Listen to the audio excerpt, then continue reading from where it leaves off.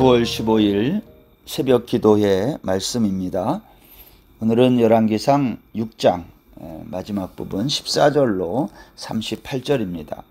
솔로몬이 성전 건축하기를 마치고 백향목 널판으로 성전의 암벽 곧 성전 마루에서 천장까지의 벽에 입히고 또 잣나무 널판으로 성전 마루를 놓고 또 성전 뒤쪽에서부터 20규빗 되는 곳에 마루에서 천장까지 백향목 널판으로 가로막아 성전의 내소 곧 지성소를 만들었으며 내소 앞에 있는 외소 곧 성소의 길이가 40규빗이며 성전 안에 입힌 백향목에는 박과 핀 꽃을 아로 새겼고 모든 백향목이라 돌이 보이지 아니하여 하며 여호와의 언약궤를 두기 위하여 성전 안에 내소를 마련하였는데 그 내소 안은 길이가 20규빗이요 너비가 20규빗이요 높이가 20규빗이라 정금으로 입혔고 백향목 제단에도 입혔더라.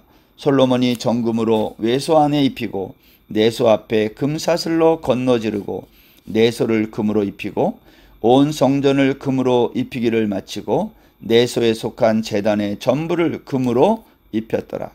내소 안에 감람나무로 두 그룹을 만들었는데 그 높이가 각각 10규빗이라 한 그룹의 이쪽 날개도 5규빗이요 저쪽 날개도 5규빗이니 이쪽 날개 끝으로부터 저쪽 날개 끝까지 10규빗이며 다른 그룹도 10규빗이니 그 두 그룹은 같은 크기와 같은 모양이요 이 그룹의 높이가 10규빗이요 저 그룹도 같았더라.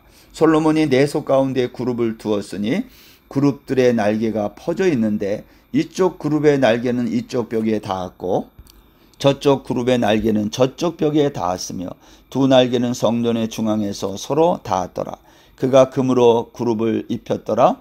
네 외소 사방벽에는 모두 그룹들과 종려와 핀 꽃 형상을 아로새겼고 내외 성전 마루에는 금으로 입혔으며 내소에 들어가는 곳에는 감람나무로 문을 만들었는데 그 문 인방과 문 설주는 벽의 5분의 1이요 감람나무로 만든 그 두 문짝에 그룹과 종려와 핀 꽃을 아로새기고 금으로 입히되 곧 그룹들과 종려의 금으로 입혔더라.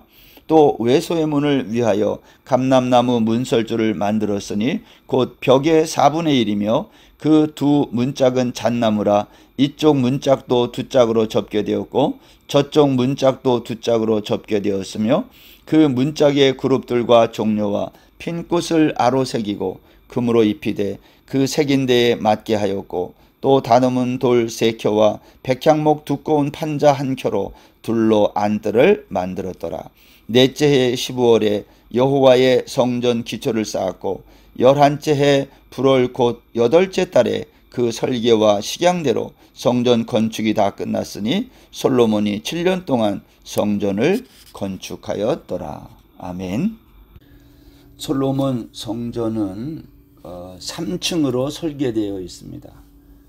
현관 앞에 성전 앞에 현관은 약 54m 되는 현관이 이렇게 세워져 있고요. 내부는 지성소가 안쪽에 있고 이 지성소 내부의 크기는 성전 전체의 3분의 1 크기의 정방형입니다. 방형이라는 말은 가로 세로 높이가 똑같다는 말이죠.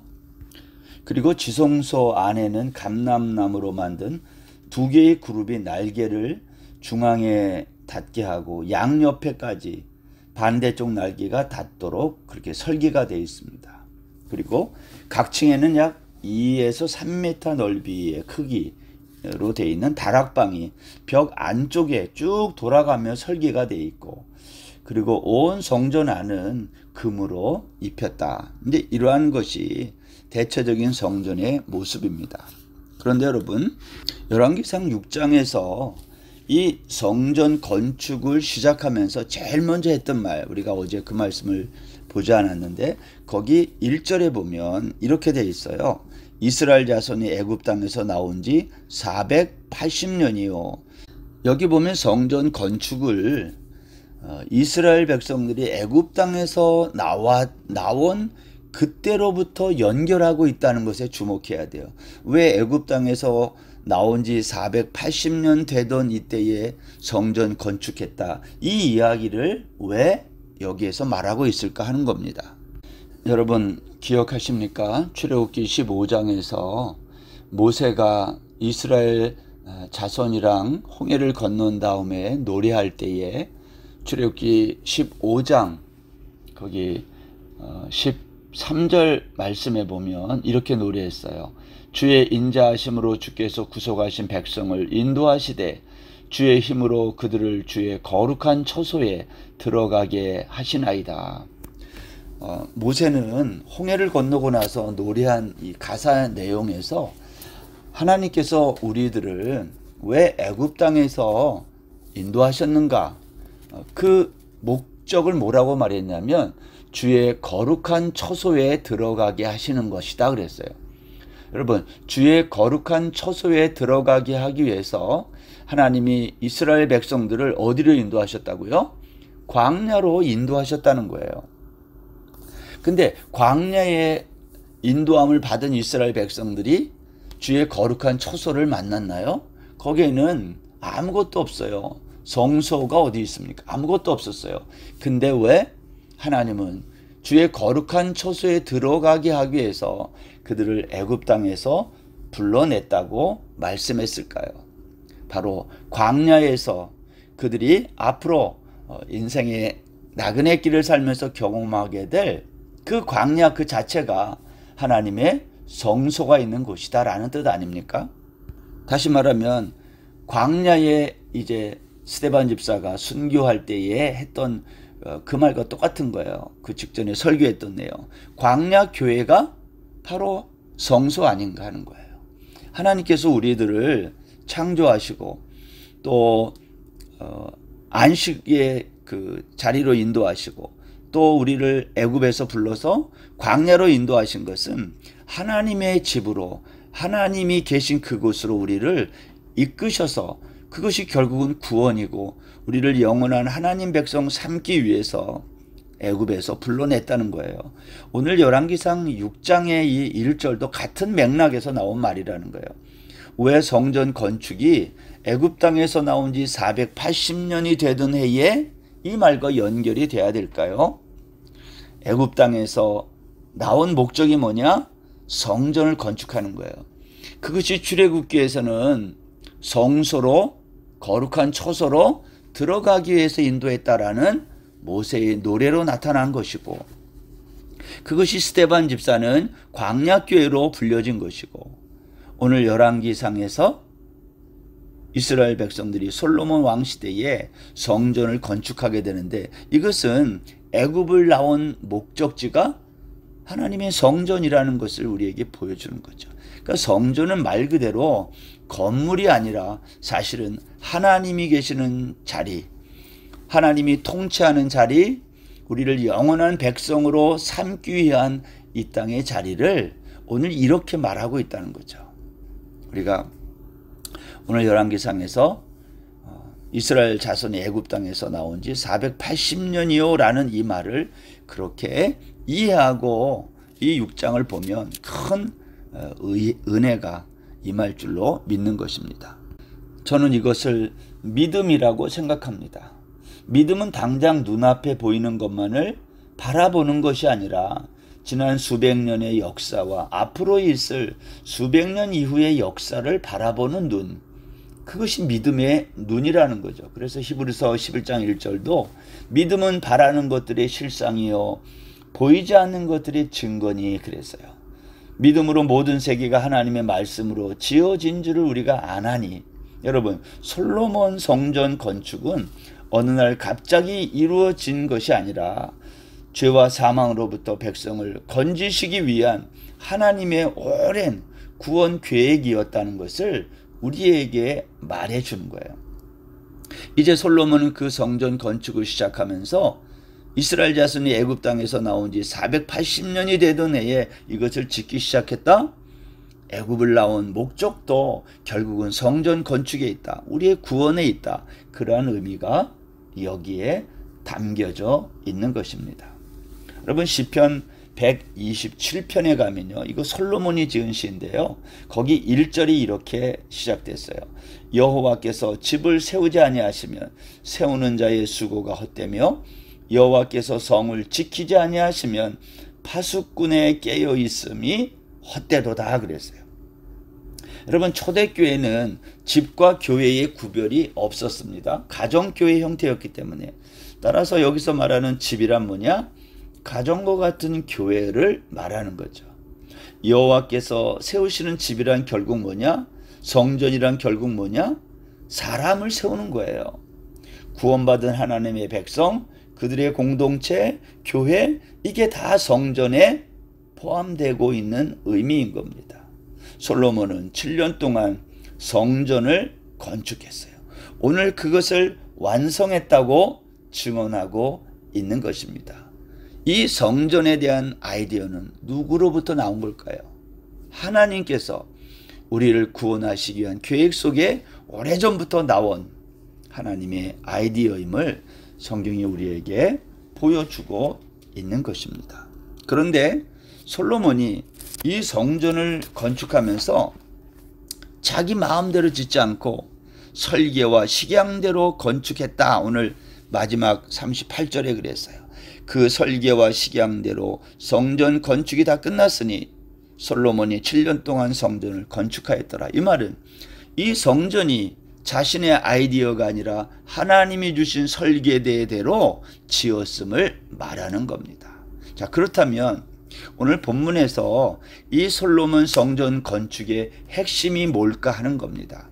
여러분, 오늘 여기 14절 말씀부터 제가 앞에 부분만 한번 읽어볼게요. 솔로몬이 성전 건축하기를 마치고 백향목 널판으로 성전의 안벽 곧 성전 마루에서 천장까지의 벽에 입히고 또 잣나무 널판으로 성전 마루를 놓고 또 성전 뒤쪽에서부터 20규빗 되는 곳에 마루에서 천장까지 백향목 널판으로 가로막아 성전의 내소 곧 지성소를 만들었으며, 오늘 본문에서 이 성전에 관한 설명을 하는데 지성소를 자세하게 설명해 주고 있음을 우리가 볼 수 있어요. 어제 1절부터 13절까지의 말씀은 바깥에서 바라본 성전의 모습이라면 오늘 14절부터 나와 있는 것은 그럼 성전 안에서 무엇을 지금 클로즈업하고 있느냐? 내소를 클로즈업했어요. 내소가 뭐죠? 지성소.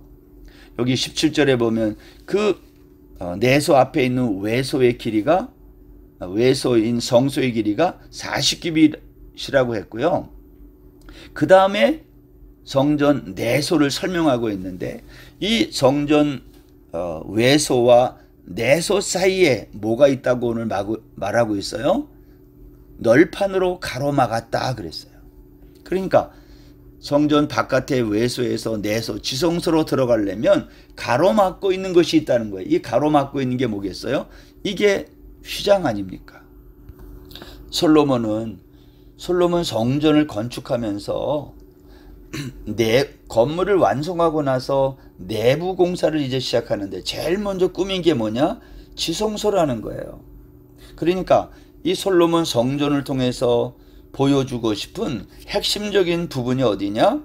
하나님이 임재하는 또 하나님의 언약궤가 있는 지성소, 그리고 그 지성소와 성소, 내소와 외소 사이가 가로막혀 있다. 이것을 강조하고 있는 거예요. 이사야 선지자는 이사야 59장 2절에서 오직 너희 죄악이 너희와 너희 하나님 사이를 내었고 너희 죄가 그 얼굴을 가리워서 너희를 듣지 않으시게 했다. 그렇게 말했어요.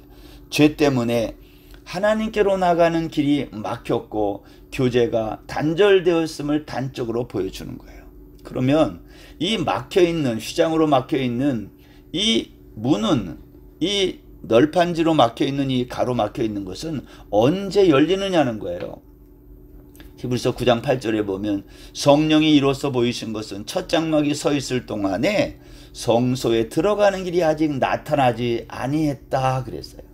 여기에서 우리가 유의해서 봐야 될 말이 뭐냐면 지성소라고 안 하고요. 히브리서 기자는 성소에 들어가는 길이라 그랬어요. 성소에 들어가는 길이 아직 나타나지 않았다. 왜 그렇게 말했을까요?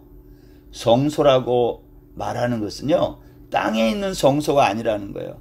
하늘에 있는 성소를 지금 가르치고 있는 거예요. 땅에 있는 이 모형적인 지성소, 솔로몬 성전과 같은 이러한 지성소에 들어가는 길이 막힌 게 문제가 아니라 하나님의 참 성소, 하늘에 열린 길, 그게 아직 하늘의 성소에 들어가는 길이 아직 열리지 않았다는 거예요. 성령 하나님이 보여주시기 원하는 것이 바로 이것이다라는 거예요. 성령 하나님은 무엇을 보여주고 싶었던 거죠? 하늘 성소에 들어가는 길, 그 길은 십자가의 길이라는 거죠. 예수님이 십자가에서 죽으실 때에 휘장이 위로부터 아래로 이렇게 찢어져서 그 문이 열리고 이제 하늘로 들어가는 생명을 얻는 구원의 길이 열렸다고 성경이 말하고 있지 않습니까? 여러분, 하늘에는 지성소와 성소의 구별이 없어요. 아예 계시록 21장에 가면 성전도 없다 그랬어요. 왜냐? 전능하신 이와 어린 양이 그 성전이기 때문이다 라고 말했어요. 오늘 열왕기상 6장에서 솔로몬 성전의 내부 그 구조를 설명하면서 성전의 내소 지성소를 오늘 자세하게 설명하고 있습니다. 그 지성소 안은 금으로 다 입혔다 그랬어요. 정금으로 입혔다.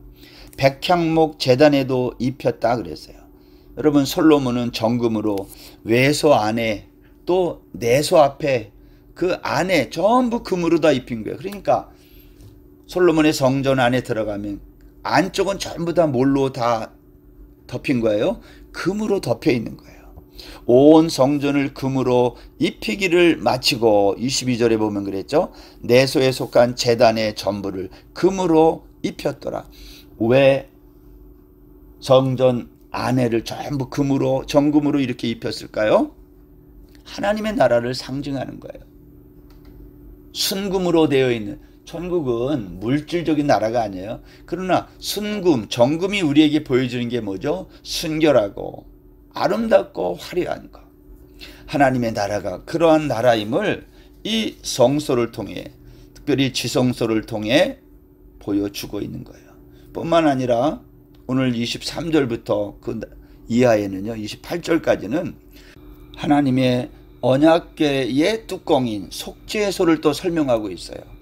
이 속죄소에 대해서는 우리가 여러 번 설명했지만 언약궤 안에 있는 율법의 정죄로부터 우리의 죄와 허물을 다 덮는 짐승의 피를 그 위에 뿌려 우리가 정죄당하지 않고 영원한 생명을 얻을 수 있는 속죄소, 하나님은 그 지성소 안에 그것을 만들어 놓은 거예요.